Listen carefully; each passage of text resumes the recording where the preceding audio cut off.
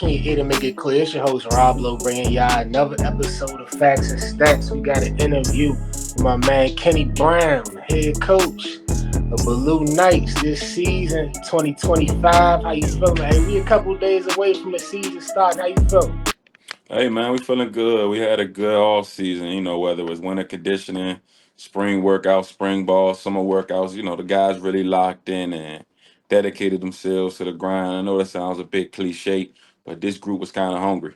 We had a lot of the kids in this group that were 10th graders on that Turkey Bowl run team, and they're fiending to get back. So yeah, they had a great off season. That's what's up. That's what it's all about out here. That Turkey Bowl, you got to make it up there. So I'm thinking like this is your fifth year coaching in high Yeah. school football now, right? And so I'm Well, thinking fifth year is usually the head coach, 7 year overall, fifth year head coach. Yeah. bet that. So 5 years in as the head coach, getting basically all the type of players in class to go back, get everything in tune to what you want. So how you feeling about the roster? You feel like you getting the type of players in that you want now that could give you the results you need? Yeah, for sure. Just thinking about our quarterback who's leading the helm, Maximus Stovall. He, started at private school, WCAC, and, came to us last year as a 10th grader. And every year, he's gotten better. Like, yeah, that great off season. Great off season. It's his second year in the system, and he's a kid with a 4.25 GPA. So, his ability to retain information is stellar. So, you got a guy like that leading you, and the guys protecting him, his security detail he's led by they all started together last year.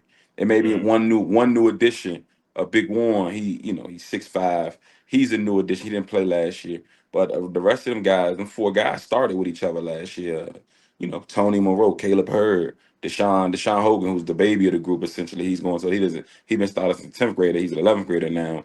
And then you got Marcus Piggy James, like all of them guys who started a full year with each other. And to me, I play O line. Like offensive line is about continuity, and they have a high level of continuity with one another. And for the most part, like they're friends. They hang out like definitely like Tone, Caleb, and Deshaun. They're with each other 6 days a week. Like they hang out, of course, but I'm talking about over the summer, weekends, whatever. Like they all hanging with each other, so they can. Like the real brotherhood. Like they checking each other. They know how to get each other right act. They know how to talk to one another. They know how to reel each other Yeah. back in. So that continuity of that offensive line is stellar. And then there's this 4 year kid I have. He's been playing with me 4 years. Jamari Hawk Bolden. He's been playing D line like over the course of his career. But Luke already got over 45 sacks. Mm. Like, and he's gonna be running the ball this year. He's a big body at running back. That boy 230 pounds. You gotta be a Nobody man. You want to gotta tackle be that a boy. you gotta be a man to step in front of that boy. Nah, for real. Or go low, but that's the probability of missing that tackle. So you gotta be a man to step in front of him.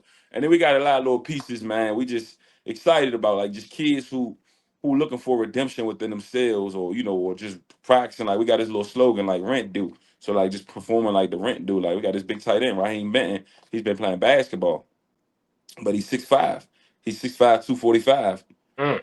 Hands like toilet paper, like soft hands. So we excited, and it's a big target to have in a year that a lot of schools ain't had that dynamic of that big body tight end in the middle of the field to to stretch the defense. So we excited about him, and we got a lot of little skills. I ain't even gonna say their name yet because Yeah. when it's time, it's time. But just remember They I said, gonna look, know. play this interview back. I ain't gonna say their numbers, but man, Javon Poole and Isaiah Williams, y'all, hey, play this interview back when the season continues to progress. And you can be like, he said that. But to answer your question about just getting the kids we want, just that's just like my roster who kind of leads us. But just talking about my freshman class, man, my incoming freshman class who are freshmen now, it's about 5 freshmen that will play. Like we'll have substantial playing time. But the thing I love about my 5 freshmen that will play, 4 out of the 5 came in with like 3.5 or above GPAs from their middle school. And out of that 5, 2 of them have 4.0s. Mm. So they are the student athlete, right? And the 5 of them will play. Like I'm talking about cornerback, receiver, running back, DN. Like they will play. And like people gonna wonder, like, dang, this kid's a freshman. So my incoming freshman class, they're gonna be stellar. That's what I like to hear right there. And then you talking about the offensive line continuity.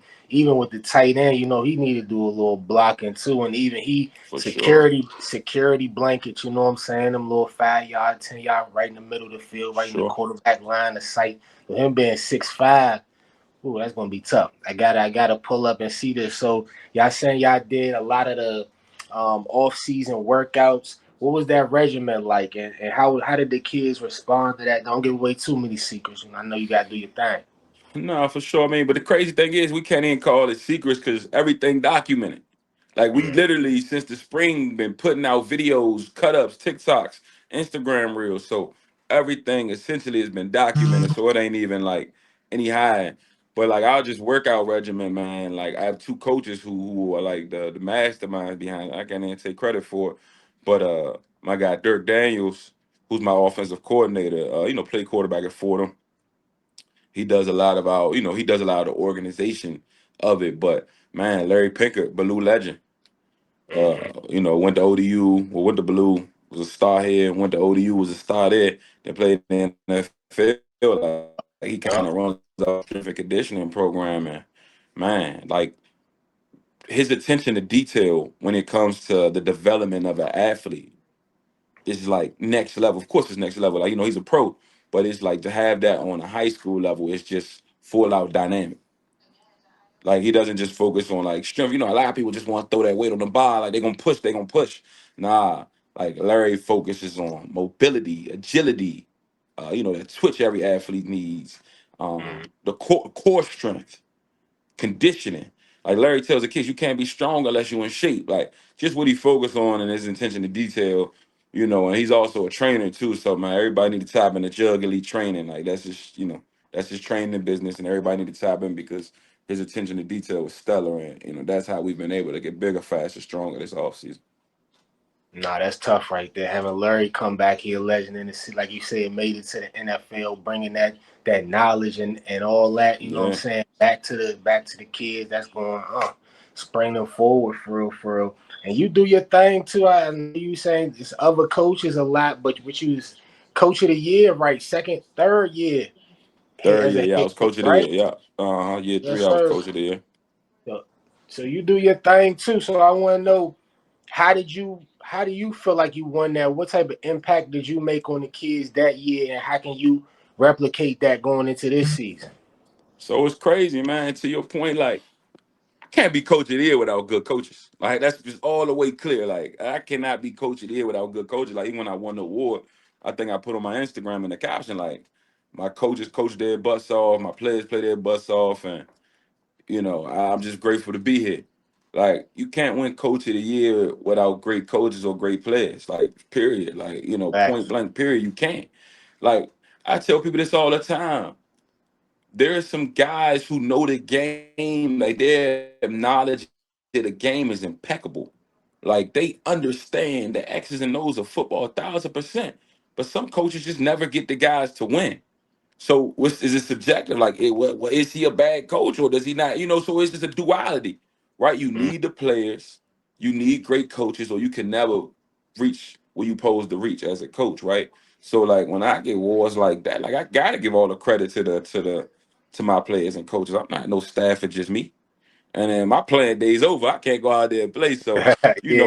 I gotta get great. I gotta get credit to the coaches, man. And they really work, man. Listen, and definitely right here where we at, like, these coaches, our coaches do a lot, man. From like rides home and helping with money to eat and us pulling together stuff to do team bonding and our parents help a lot with that too. But our coaches, man, they do a lot. They go over, we mentors, we mental health agencies, we everything. Yeah. So like, Yeah. my coaches go over the tour of duty for these young athletes. But just talk about that team that you said that I got coach of the year for. Them guys gonna always be special to me. I brought them in as ninth. Well, I met them all as eighth graders.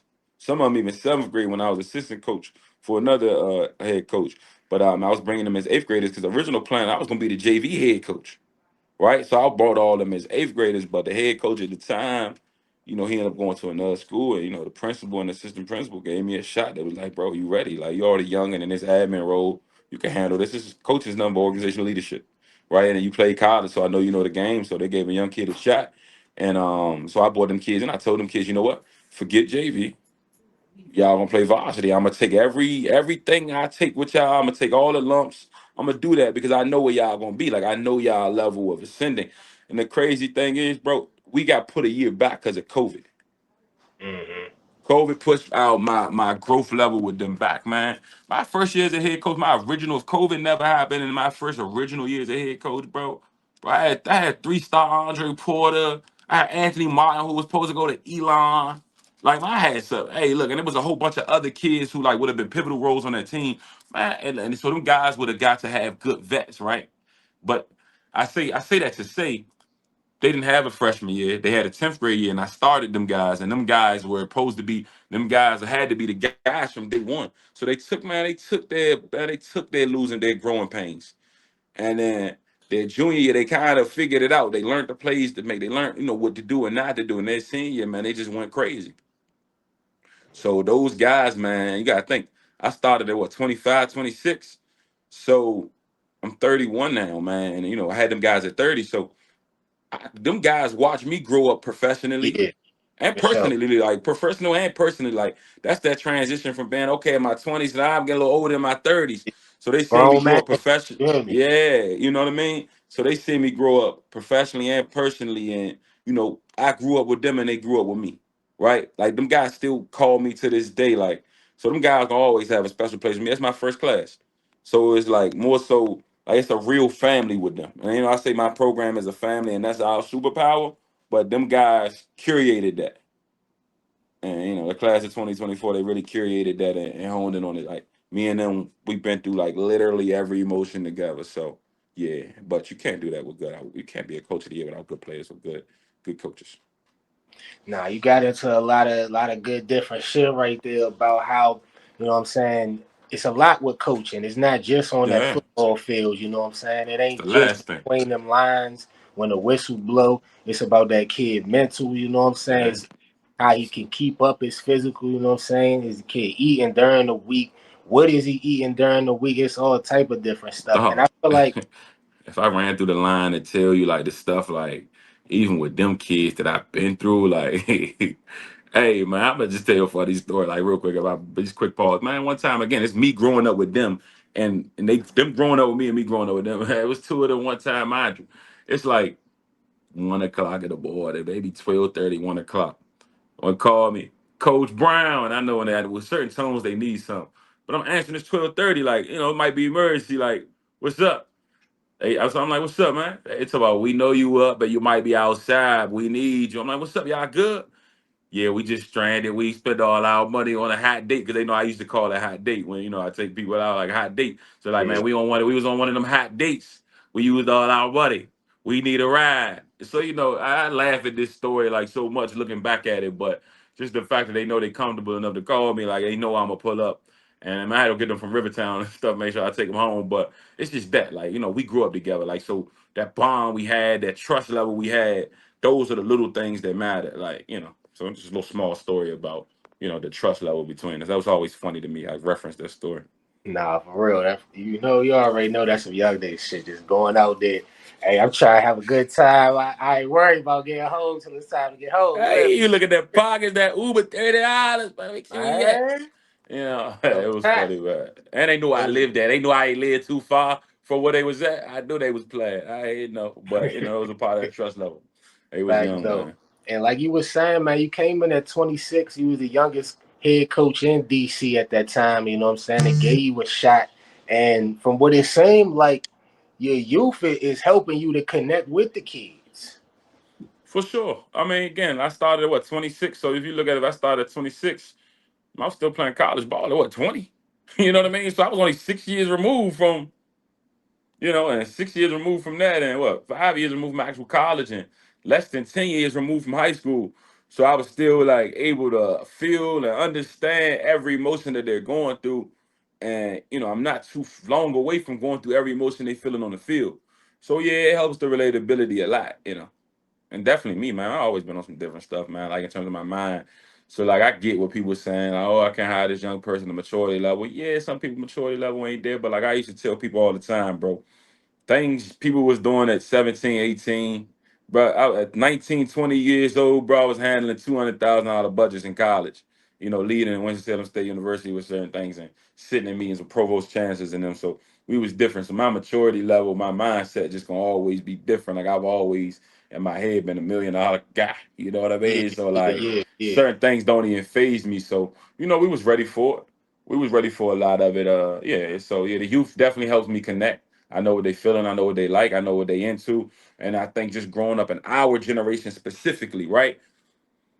We seen pre-internet for real, like Yeah. pre-internet frenzy, right? Because we always had a bit of the internet. We seen pre-internet frenzy, and now we seen what the world is now. So we able to kind of like I always tell people it's like a Venn diagram, right? You got Okay. this side, you got this side, but our generation is the middle. Like we understand the older people. We understand that we've been there.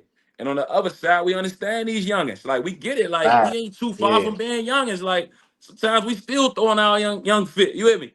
But we go to the Yeah. club, do our thing. But then it's Little that hot middle date, you heard me. hot date. And then it's that middle common ground where we like, you know what, we can bring them together, that 40 over crowd, we can bring them together, and we can bring that 25 under crowd together. We can really have a sit down and talk about what matters and meet everybody where they at in the middle because we understand both worlds. Nah, for real. And so, like what you explaining with that, right? I feel like one of the biggest changes, especially in sports with the youngest, is them NIL deals. So, what's the type of conversation you have, and what's the type of thoughts you have about where it's going? Man, listen, I have a freshman wide receiver. He playing DN. Might move some DB as he continues at center high school. But right now, he's wide receiver and defensive end. And he can go, man. Shawty 6'4", about 195. Can do it, flat out do it, man. I tell him I've been telling him since the summer. I said, Shawty, you a $500,000 guy. $500,000 these colleges will pay you strictly off your size and your athletic ability. I just need you to stay the course and get the grades. Bro, you a change. That's crazy. The first day of school the other day, I just told his mother ain't really know what NIL was. I had to send her a whole article. I'm explaining it to her. She like, what? Like I have Yeah, to explain. I'm like, look, mom, y'all stay the course. In 3 years, y'all life different, like different. She like, man, I'm like, listen, stay the course. But I tell the players all the time, you a brand. These youngins, man, they might follow you on Instagram or see their they ain't got no pictures on their page. I'm like, no, ain't no way you're an athlete. And NIL is name, image, and likeness. So you don't have no likeness, or if you don't have no image. Like right. we see your name, but if you don't got no image, we can't, see no likeness. And sometimes your athletic ability just that good, they're gonna throw it to you. But some of y'all gotta build it, right? Some guys like who ain't got the full athletic ability, but they're cranking when it comes to NIL because they have a brand on social media. So I try to, tell our kids, man, promote who you are in a positive light. I love NIL. Like I wish I had it. Hey, Nah, bro, for real. if NIL was around, we was around. I swear to God, I probably would have went a million times harder. Nah, for Hey, real. Cause the scholarship and stuff was you cool. got something right there. Yeah, right Scholarship and there. stuff cool, but man, NIL, hey, that's a game. Man, I know some of these youngers that went to some of these schools and they say, look, man, like, and they throw me at this. I'm getting this car on arrival. And a lot of things Right. is vain, but still, man, when you come up in this joint, where we come from a under 17 or the 18, everything is vain. So Yeah, nah, hey, for real. I would have You got need to something to it. show for it. I would have got to it, man. So yeah, I wish we had NIL. But I love it, man. So I just tell them, man, continue to promote themselves in a positive light. Nah, it's right on time for real, for real. Cause like you said, name, image, likeness. You do your thing on the field. Stay clean off the field too. You know what I'm saying? Stay Cause them clean off the eyes is field. on you. Them eyes is on you. If you getting paid, them eyes is on you for real, for real. So just staying the course with that. That's always gonna be important. Get that money. And so season starting Friday, man. McKinley Tech. Well, how you feeling? What we doing on Friday? But how we get off to a good start? Get that 1-0 going. Man, if we don't turn the football over, we're gonna win the football game. Flat out and simple. If we don't turn the football over, we're gonna win the football game. I tell my team, man, our motto is respect all fitna. We're gonna come to every game, we're gonna approach it, we're gonna respect everybody. As they're the top team in the country. But we're not scared of anybody. We're not ducking no smoke, we're not ducking no wreck, but we're gonna respect everybody because we're gonna respect the game of football. I love the game of football. I would never disrespect the game, and I always kind of preach never disrespect the game because I believe in the football guys, man. The football guys got a way of helping you or hurting you, and it be in the most random times. So They we don't humble disrespect, they humble you man. quick. I'm telling you. So we don't disrespect the game, but if we don't turn the football over, we should win the football game, man. I kind of emphasize to my kids about having a good start, man. We both know like first game jitters, somebody gonna mess up, right?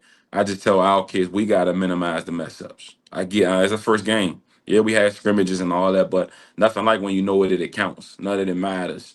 And everybody watching you. All the scrimmages was closed. Your family, everybody about to be watching you. I get it. But we gotta minimize the mess ups and we gotta kind of be the aggressors and strike first. So, you know, they know that. We've been having some hard practices, man. Like we got good people on both sides of the ball, so we've been cultivating an intense environment. Like we've been cultivating and curating an intense. I should say curating more so an intense environment. Like yesterday, what's today? Wednesday, yeah. Tuesday practice was turned. I'm talking about I stopped practice. Hey, look, O line coach, give me one lineman. D line coach, give me one D lineman. All right, one on ones, best out of three. Whoever lose got this. Oh yeah, OC, give me one receiver. Give me an inside, give me a slot receiver, give me an outside receiver. Defensive coordinator, give me a corner, give me a safety. One on ones, man. We're just trying to build that level, that culture of competition, and get to it. And then we went right to a team. I skipped everything else. You know how you play football. We got script and all that. I scrapped the script, went right to team. Star, no, y'all got 15 plays. Star and D, y'all got 15 plays. We're gonna track this. Whoever got the better percentage. So it's just that, man. We just been trying to create an environment and practice that's just gonna be harder than the games. Because if practice hard and you don't feel that same intensity in the game, man, it's gonna be a cakewalk. So, we're just worried about us. Like I tell people, like it don't matter. I tell my team, I should say, it don't matter who we're playing against, what the other color is. If we going hard, should nothing stop us or be in our way. Hey, man, I had a couple more things, but I feel like that's the perfect way to close out the show, man. For sure. Nice little speech for the squad from the head coach, Kenny Brown. Another coach of the year coming up this year. Turkey Bowl coming up this Hopefully, man. Turkey Bowl, year. coach. Hey, look, Yeah, they can have all this. Hey, for that Turkey Bowl, they can keep every individual award they want. I forget. I don't need them. If I get that gold yeah. Turkey Bowl trophy, man, I don't need no coach of the year, no nothing, man. Just give me that Turkey Bowl, man. The only trophy that matters, you hear me, man, about winning. We gonna catch y'all on the flip. Love. Peace. I appreciate you.